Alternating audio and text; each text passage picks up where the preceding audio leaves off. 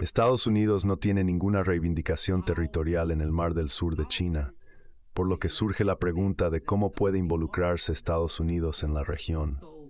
El término libertad de navegación es bastante atractivo. Sin embargo, el problema es que la libertad que busca Estados Unidos no es simplemente la libertad de movimiento. Es la libertad para que su armada y sus buques militares, así como sus aeronaves militares, realicen actividades de reconocimiento en los territorios de otros países. Ese es el meollo del asunto.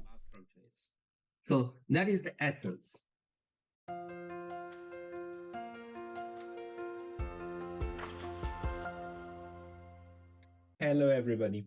This is Pascal from Hola a todos, soy Pascal, de Estudios de Neutralidad. Hoy estoy hablando con Andy Xichen-Tian, un ex capitán naval del Ministerio de Defensa chino y el actual director del Centro de Derecho Internacional de Operaciones Militares. El capitán Tian tiene un máster en Derecho Internacional Público de la Universidad de Nottingham y actualmente está cursando un doctorado en Derecho Internacional Público en la Universidad de Wuhan. Capitán Tian, muchas gracias por unirse a ATS en línea hoy. Pascal. Gracias por ponerse. El estudio neutral es un tema muy interesante. Me siento muy honrado de tener la oportunidad de compartir algunas de mis perspectivas. Gracias.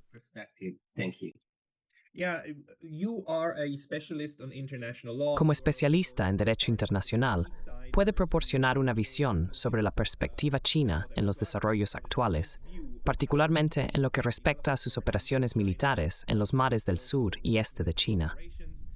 Más tarde, discutiremos sobre Taiwán, pero primero proporcionemos algo de contexto para aquellos que pueden no estar familiarizados con la estructura militar de China.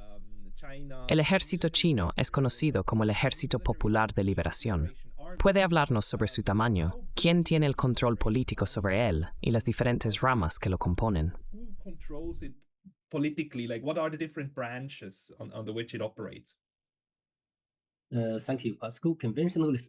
Gracias, Pascal.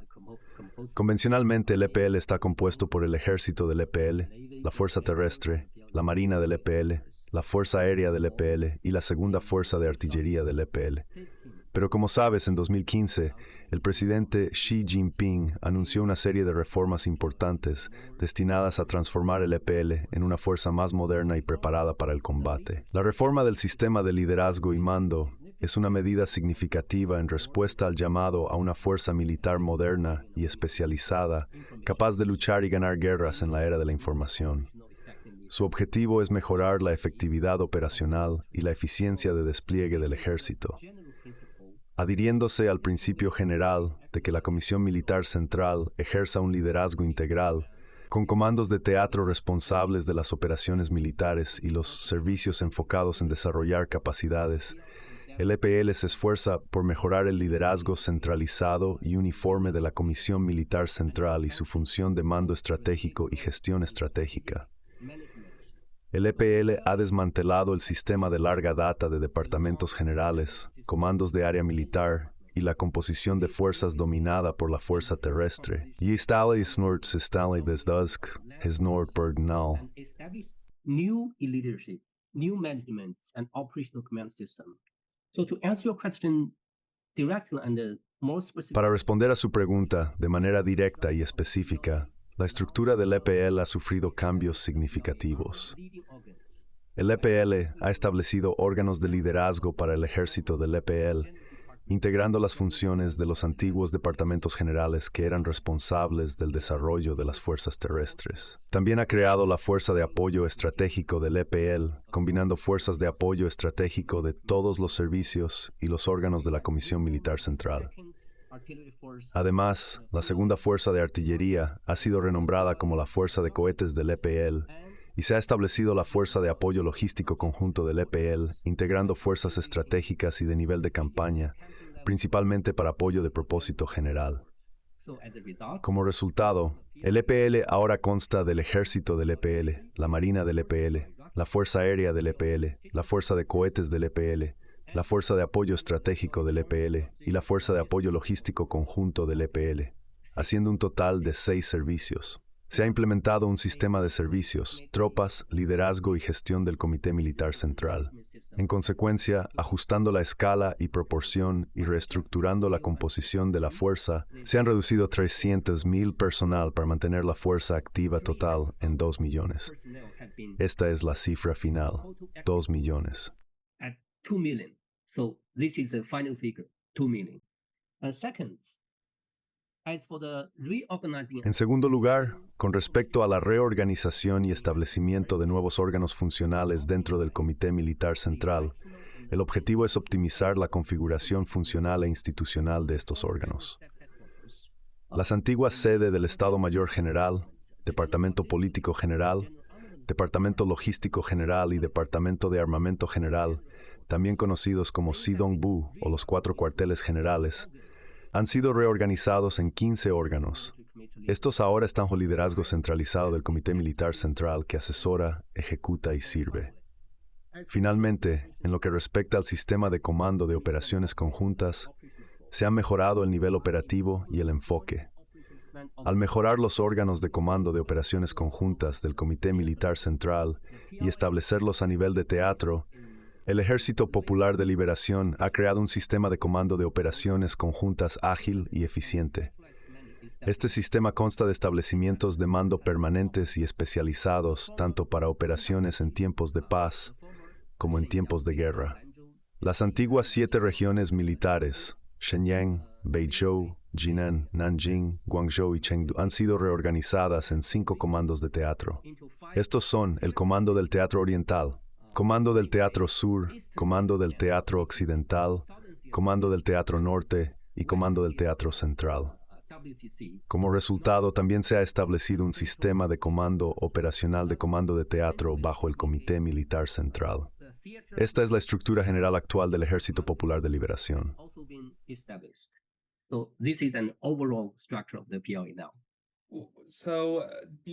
Entonces, se realizaron estas reformas con el objetivo de modernizar el Ejército Popular de Liberación y los comandos de teatro.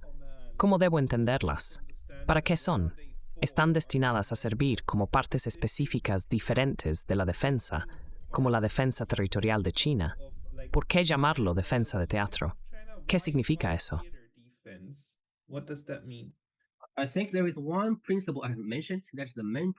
Creo que hay un principio que mencioné que es el principal. Los servicios son principalmente responsables de desarrollar capacidades. Sin embargo, la responsabilidad principal de los comandos de teatro es supervisar las operaciones militares. Esa es la diferencia. Para la Marina, el Ejército y otros cuarteles de servicios, su papel es desarrollar capacidades, pero son los comandos de teatro los responsables de las operaciones militares en sus respectivas áreas. Hay 5 comandos de teatro. Muchas gracias. Los comandos de teatro manejan las operaciones militares diarias, mientras que la construcción de la Marina, la Fuerza Aérea y el desarrollo de las capacidades de los diferentes servicios recae bajo la responsabilidad de los servicios. That's the responsibility for the services. Thank you very much for that. De acuerdo. Muchas gracias por eso. Debido a que cada país tiene una forma diferente de estructurar sus fuerzas armadas, y yo estoy completamente desconocido con la de China. Solo para tener claridad, Xi Jinping es oficialmente el comandante en jefe de todas las fuerzas armadas, ¿correcto? Sí. Yes. Yeah. Okay. Both in terms of the. Sí, está bien. Tanto en términos del Partido Comunista del Pueblo Chino, que tiene un comité militar central, como en cuanto a la nación, también existe un comité militar central nacional. Él sirvió como presidente de ambos comités militares. He served as the chairman of both these 2 military committees. Right, because the specialty about the PLA is that it is Claro, porque la especialidad del EPL es que en realidad es el brazo militar del Partido Comunista, ¿verdad? Es diferente de otros países. Sí, hay 2 comités militares centrales, pero en realidad son el mismo. Bueno, entonces quizás hablemos un poco sobre la situación estratégica de China. Quiero decir, aquí en YouTube, así como en otras plataformas, a menudo vemos este mapa que muestra las bases estadounidenses distribuidas alrededor de China, ¿verdad? En Japón, en Filipinas, en Corea. E incluso hay personas en Occidente que dicen que China ha sido rodeada y que la estrategia de Estados Unidos es mantener a China rodeada, para de alguna manera usar la primera cadena de islas para contener a China, por así decirlo. ¿Es eso realmente un problema para personas como tú, para el personal militar en las fuerzas chinas? ¿Se ve China a sí misma como rodeada, o es eso solo algo que proyectamos?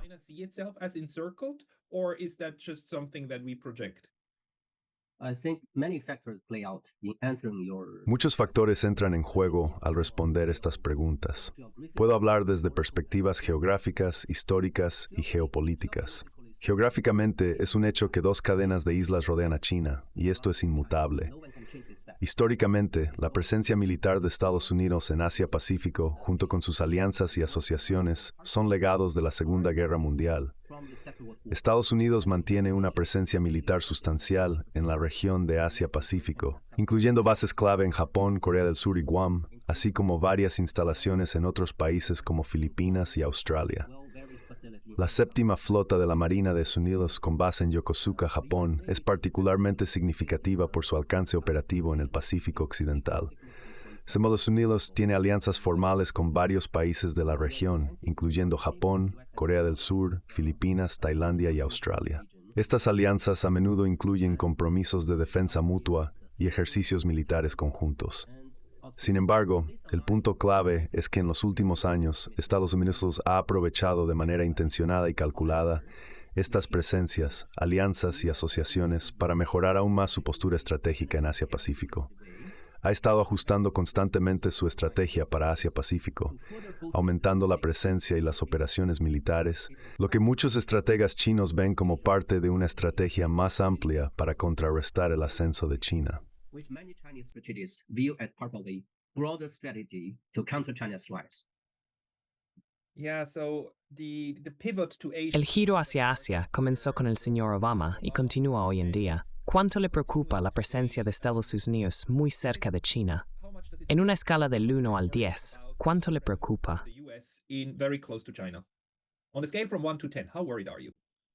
I think first it is reality. You have to En primer lugar, es una realidad con la que tenemos que enfrentarnos todos los días. En segundo lugar, creo que es una buena oportunidad para entrenar a nuestras propias fuerzas. Luchar contra fuerzas armadas fuertes puede hacernos más fuertes. Además, como mencioné, hay un legado histórico. Solíamos referirnos a ello como una postura hegemónica por parte de los Estados Unidos. Es una realidad y un hecho histórico que ha estado en su lugar desde la Segunda Guerra Mundial. Sin embargo, que es que la situación está evolucionando, conviene evaluar las circunstancias actuales y cambiar su enfoque. Look at the situation and change their way of doing things. Como abogado internacional con amplia experiencia en razonamiento jurídico, estoy seguro de que está al tanto del complejo asunto relativo a las reivindicaciones territoriales de China. Estas reivindicaciones se extienden más allá de islas específicas en el mar de China Oriental y el mar de China Meridional para abarcar cuerpos enteros de agua. El ejemplo más conocido es la llamada línea de las 9 rayas. Esta reivindicación sugiere que una vasta área de agua que está en proximidad a Filipinas y se extiende hacia el sureste de Asia y Vietnam debería ser reconocida como bajo control chino. ¿Podría explicar la base legal para esta reivindicación?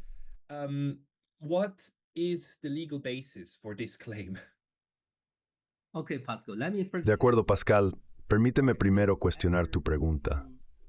¿Alguna vez has visto una línea oficial de los documentos oficiales o legales chinos que declare que todas las aguas dentro de la línea de los 9 puntos son aguas territoriales chinas o aguas internas chinas? ¿Has visto alguna vez tal declaración? Internal waters. Have you ever seen such? No, nunca he visto la redacción, pero debo decir que en el mapa oficialmente publicado por China que he visto, los guiones utilizados para delimitar el territorio son los mismos que se usan para indicar las fronteras de China misma.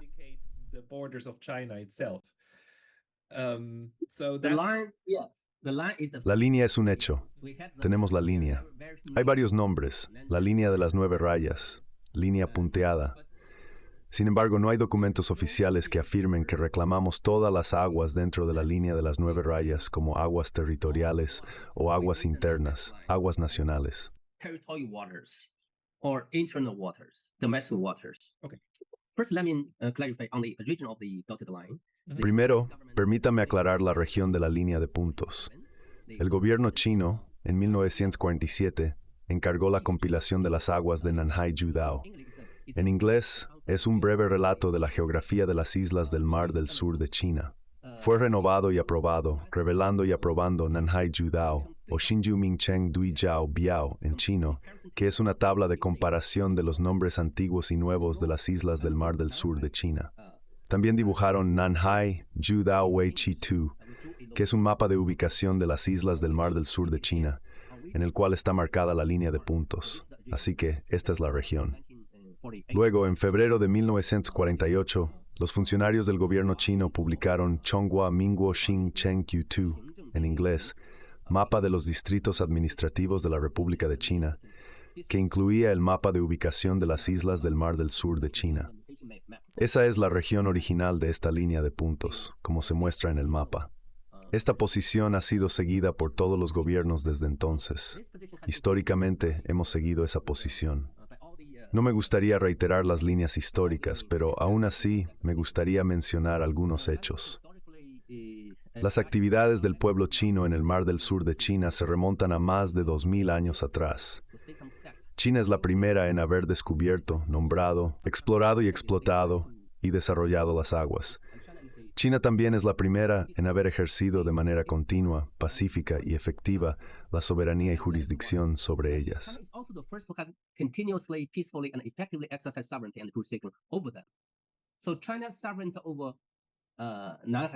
La soberanía de China sobre el Nanhai Jiudao y sus derechos e intereses relevantes en el Mar del Sur de China se han establecido a lo largo de un extenso curso de la historia.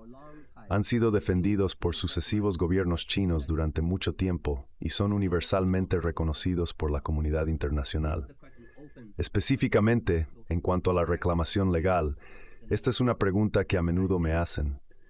¿Qué significa exactamente la línea de los 9 tramos? La línea de los 9 tramos tiene varios niveles de significado. Primero, China tiene soberanía sobre el Nanhai Jiudao, que consiste en las islas Dongsha, islas Xisha, islas Xongsha e islas Nansha. Segundo, China tiene aguas interiores, mares territoriales y una zona contigua basada en el Nanhai Jiudao. Tercero, China tiene una zona económica exclusiva y una plataforma continental basada en estas islas. Finalmente, China tiene derechos históricos en el Mar del Sur de China. La posición de China, como se ha indicado anteriormente, es clara, consistente y sólidamente fundamentada en la historia y en la ley. Estas declaraciones coinciden con algunas posiciones oficiales, pero lo que sigue es mi propia perspectiva personal. El problema clave en el Mar del Sur de China no es sobre la línea de los 9 tramos o los límites marítimos. Se trata de la disputa sobre las islas y de cómo Estados Unidos aprovecha esta disputa para avanzar en la competencia geopolítica y obtener ventajas sobre China. Aquí me voy a mencionar 2 conceptos importantes del derecho internacional. Two important concepts of international law. First is about intertemporal law. En primer lugar, el concepto de derecho intertemporal regula el conflicto de leyes en relación con el tiempo. Determina qué ley es aplicable en qué momento, específicamente la aplicabilidad de una norma a casos que ocurrieron antes de su creación o entrada en vigor. Por ejemplo, en 1447 no existía la Convención de las Naciones Unidas sobre el Derecho del Mar. Por lo tanto, no se puede aplicar la ley actual a actividades que sucedieron anteriormente. A esto es a lo que nos referimos como derecho intertemporal, un principio basado en el derecho internacional. El segundo principio, más importante aún, es uti possidetis, un término latino. Uti possidetis es un principio de derecho internacional utilizado para determinar las fronteras de los estados recién independizados. Sostiene que las fronteras de un nuevo estado deben basarse en los límites administrativos que existían en el momento de la independencia. Este principio es particularmente relevante para los estados que obtuvieron la independencia de una potencia colonial, ya que proporciona una forma clara y relativamente fácil de determinar las fronteras de los nuevos estados, permitiendo una transición pacífica y ordenada hacia la independencia. El principio de Uti-Posidetis se basa en la idea de que los estados recién independizados deben tener una base territorial estable y reconocible.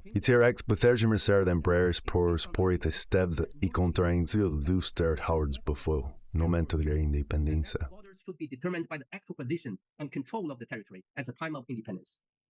This principle Este principio tiene como objetivo prevenir disputas sobre territorios que podrían surgir tras la independencia, proporcionando una manera clara y objetiva de determinar las fronteras de los nuevos estados. El principio tiene sus raíces en el derecho romano y ha sido aplicado en diversos contextos a lo largo de la historia.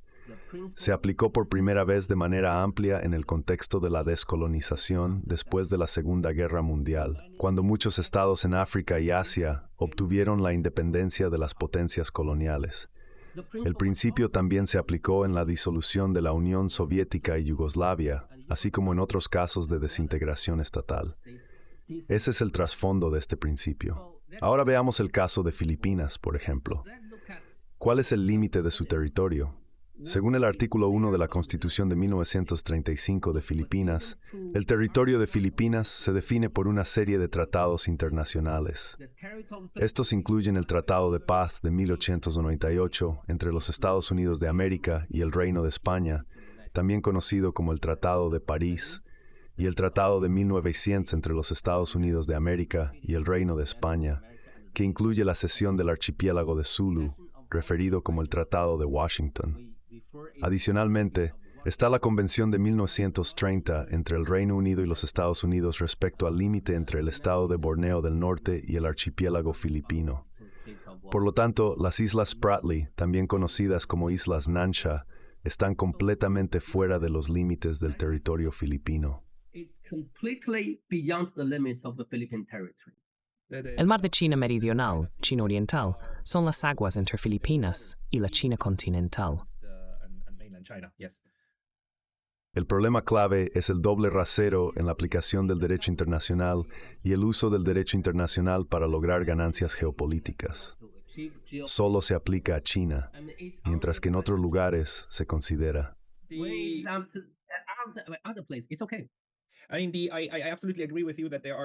Estoy completamente de acuerdo contigo en que Occidente a menudo tiene dobles estándares y manipula el derecho internacional para servir a sus intereses geopolíticos. Esto es bastante evidente. Sin embargo, lo que no me queda claro es la naturaleza de la relación entre China y Filipinas. Podría ser muy amistosa, ya que Filipinas, al menos en teoría, no debería ser excesivamente antagonista hacia China, considerando su relación comercial, entre otros factores. Pero la realidad es que China tiene reclamaciones territoriales que entran en conflicto con las de Filipinas, particularmente en relación con ciertas áreas. Me disculpo, he olvidado el nombre del arrecife. Es bastante vergonzoso. ¿Cómo se llamaba en inglés?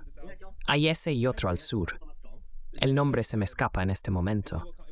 Pero me refiero al que estuvo involucrado en la disputa que llevó al fallo de arbitraje de 2016. Ese caso se basó en la Convención Unida sobre el Derecho del Mar, conocido como UNCLOS, ¿correcto?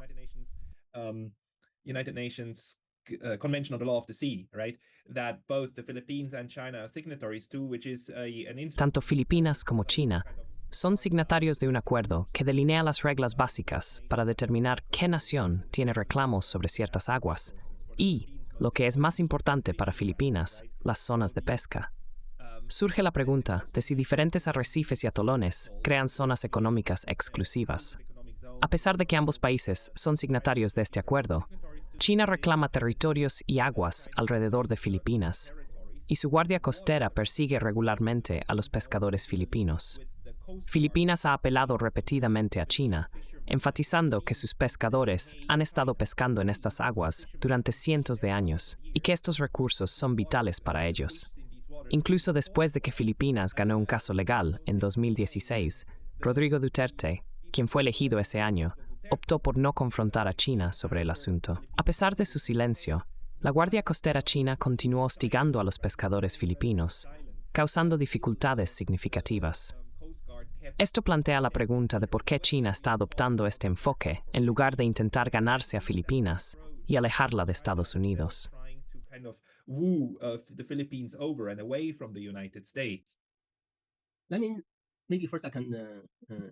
Primero, me gustaría mencionar por qué no hubo problemas durante bastante tiempo. Antes de que publicáramos la línea de las 9 rayas en 1947, y entre ese tiempo y el descubrimiento de recursos debido a encuestas en la década de 1970, no hubo problemas. También me gustaría señalar que no hubo situaciones intensas durante la administración de Duterte. En mi opinión, el acceso normal para los pescadores, la navegación, las actividades e incluso los suministros humanitarios de Filipinas al barco Sierra Madre se permitieron sin ningún problema. Entonces, ¿por qué es un problema ahora? ¿Por qué hay interacción entre las guardias costeras de los dos países? Nuestra posición con respecto a la reclamación territorial no ha cambiado desde 1947. Los problemas actuales se deben a cambios por parte de Filipinas y otros países que han provocado e invitado a nuestra respuesta. Están tomando acciones proactivas y nosotros estamos respondiendo. Ese es el problema clave. En respuesta a las acciones proactivas y provocativas de Filipinas para reforzar su presencia, como el BRP Sierra Madre, hemos tenido interacciones. El deteriorado barco de la Armada Filipina ha estado encallado desde 1999. El gobierno filipino había prometido retirarlo y ambas partes acordaron que se permitía el mantenimiento humanitario. Sin embargo, el nuevo gobierno filipino rompió esa promesa y ahora quiere reconstruir el base y convertirlo en unidad permanente.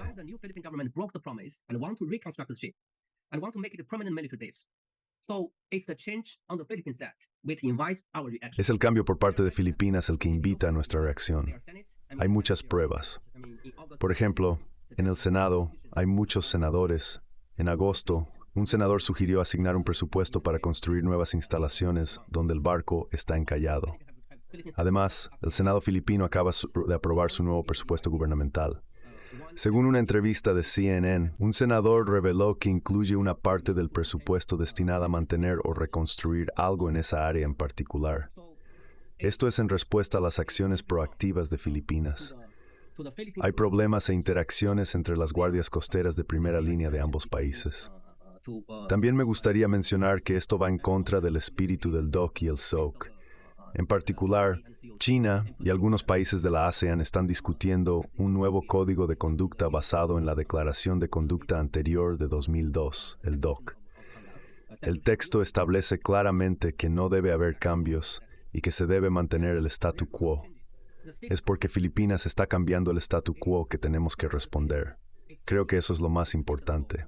Finalmente mencionaste el Tratado de Defensa Mutua entre Filipinas y Estados Unidos. Creo que Filipinas, hasta cierto punto, quiere explotar el Tratado de Defensa Mutua para apoyar sus acciones de primera línea. Están bajo la ilusión de que estas acciones están cubiertas por los tratados de defensa mutua. Por lo tanto, creen que cuando China tome medidas, Estados Unidos vendrá en su ayuda, lo que los hace intrépidos. Creo que ese es otro punto importante a considerar.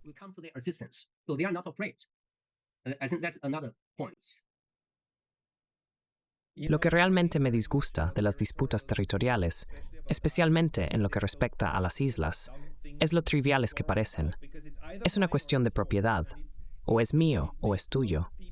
Tales disputas inflaman las pasiones en ambos países involucrados, con cada lado firmemente convencido de que el territorio debería pertenecerles.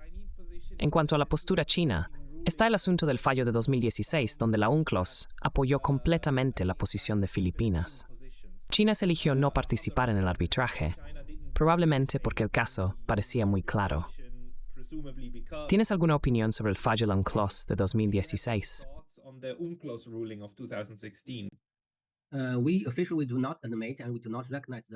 Oficialmente no admitimos ni reconocemos el fallo porque no participamos. Mi formación es en Derecho, así que desde una perspectiva legal, incluso muchos académicos occidentales están bastante frustrados con el fallo debido a ciertos hechos que se están ignorando. Permítanme darles un ejemplo. Ituaba. Ya sea que Ituaba pertenezca a Taiwán o a la China continental, pertenece a China. el hecho de que Itu-Aba sea una isla por sí sola socava todo el fallo. Mientras Itu-Aba se considere una isla, desafía la base legal del fallo. Además, si aplicas la misma lógica del fallo a muchas islas ocupadas por Estados Unidos en el Pacífico, estas no tendrían estatus territorial. Como mencioné anteriormente respecto al doble rasero y la utilización del derecho internacional como arma, es evidente. Tomemos, por ejemplo, el uso de armas nucleares contra el derecho internacional. Los jueces de la Corte Internacional de Justicia podrían deliberar durante mucho tiempo antes de finalmente alcanzar un consenso. En casos extremos, el uso de armas nucleares no solo es posible, sino ilegal. Por lo tanto, al considerar la adjudicación internacional en los últimos años, creo que es importante discutir la integridad moral de Occidente al aplicar el derecho internacional.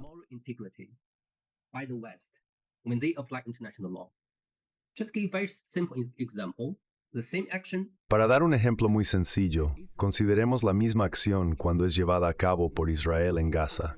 Se considera aceptable. No hay procesamiento por parte de la penal ni sanciones. Sin embargo, cuando ocurren acciones similares en el conflicto entre Rusia y Ucrania, hay una respuesta significativa. Tomemos la CPI como ejemplo. Cuando la Corte Penal Internacional inició investigaciones sobre Estados Unidos con respecto a las guerras en Afganistán o Irak, el señor Pompeo respondió sancionando al fiscal jefe. Pero la situación es diferente con el conflicto Rusia-Ucrania. Primero, la CPI nombró a un fiscal jefe del Reino Unido, que es profesor, y enviaron un equipo de investigadores a Ucrania sin precedentes por su gran tamaño. Segundo, la Unión Europea asignó un presupuesto sustancial para apoyar las acciones de la CPI. Tercero, el Departamento de Estado de Estados Unidos estableció una organización llamada Observatorio de Conflictos. Esta es una rama oficial del Departamento de Estado encargada de proporcionar evidencia para la CPI. Esto plantea preguntas sobre la integridad moral. ¿Por qué cuando las invasiones ocurrieron en Irak, Afganistán, la antigua Yugoslavia y Libia, no se consideraron actos de agresión o crímenes de guerra? Sin embargo, cuando eventos similares a Rusia y Ucrania etiquetan como guerra.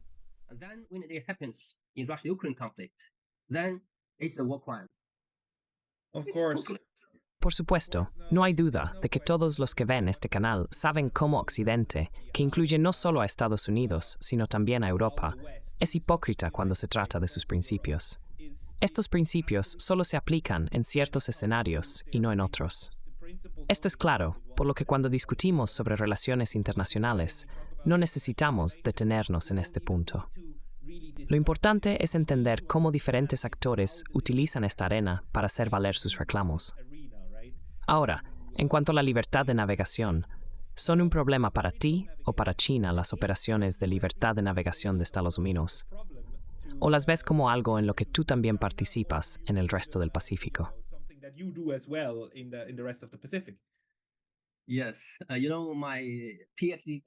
Sí, ya sabes, mi tesis doctoral se titula La libertad de navegación en el derecho internacional, autoridades, historia y práctica estatal. Ese es el tema de mi tesis doctoral. Entonces, en cuanto a la libertad de navegación, particularmente en el Mar del Sur de China, permíteme primero declarar el hecho de que no hay problema de libertad de navegación en lo que respecta a los buques mercantes civiles. Además, las tasas de seguro no se han incrementado en el Mar del Sur de China. Sin embargo, la libertad de navegación se convirtió en un problema en 2015, cuando Estados Unidos hizo su primera reclamación de alto perfil a la libertad de navegación en el Mar del Sur de China en octubre de ese año, desde entonces atrayendo la atención hacia la región. Esto no significa que Estados Unidos no haya realizado operaciones de libertad de navegación en el Mar del Sur de China antes. De hecho, ha llevado a cabo tales operaciones muchas veces, no solo en el Mar del Sur de China, sino también en el Mar de China Oriental. En cuanto a la libertad de navegación, creo que si miras los hechos y la misión, es simplemente un pretexto para que Estados Unidos establezca su agenda en el Mar del Sur de China, porque Estados Unidos no tiene reclamación territorial allí. Entonces, ¿cómo puede Estados Unidos involucrarse en el Mar del Sur de China? Libertad de navegación es un término muy atractivo. El punto es que, para Estados Unidos, la libertad no se refiere a emergencias. Se trata de la libertad de su armada, de sus buques militares y aeronaves, por llevar a cabo el reconocimiento o traducirse libremente en los territorios de otros países. Esa es la esencia. Solo quiero mencionar Tergal Perimemba un hecho histórico. I think I just only want to mention one historical fact very quickly. I think for the change of position on the United States, Creo que el cambio en la posición de Estados Unidos sobre el derecho internacional del mar es significativo. En 1930, durante la primera codificación del derecho internacional del mar, Estados Unidos mantenía que los buques militares no podían entrar en el territorio de un país sin permiso. Sin embargo, la antigua Unión Soviética sostenía la opinión contraria en ese momento. Luego, alrededor de la década de 1950, en el momento de la segunda codificación por las Naciones Unidas, Estados Unidos cambió su postura. Afirmó que los buques militares tienen los mismos derechos de paso inocente que los buques civiles en aguas territoriales, lo que significa que no necesitan restricciones ni permisos. Por el contrario, la antigua Unión Soviética cambió a la misma posición que Estados Unidos había sostenido anteriormente, declarando que los buques militares necesitarían permiso para pasar. En 1988 ocurrió el incidente del abordaje en el Mar Negro, lo que llevó a negociaciones entre Estados Unidos y la antigua Unión Soviética. Llegaron a un acuerdo, como se describe en un memorando, sobre el ejercicio del paso inocente por buques militares en mares territoriales, acordando que no se necesitaba permiso. Así, las dos principales potencias marítimas cambiaron sus posiciones. Sin embargo, hasta el día de hoy, todavía hay unos 55 países con leyes internas que establecen que, aunque los buques militares pueden ejercer el derecho de paso inocente en aguas territoriales, deben obtener aprobación, permiso o hacer una notificación. Ese es el trasfondo histórico y terminaré mi punto ahí. So that's the historical fact. I will just end here.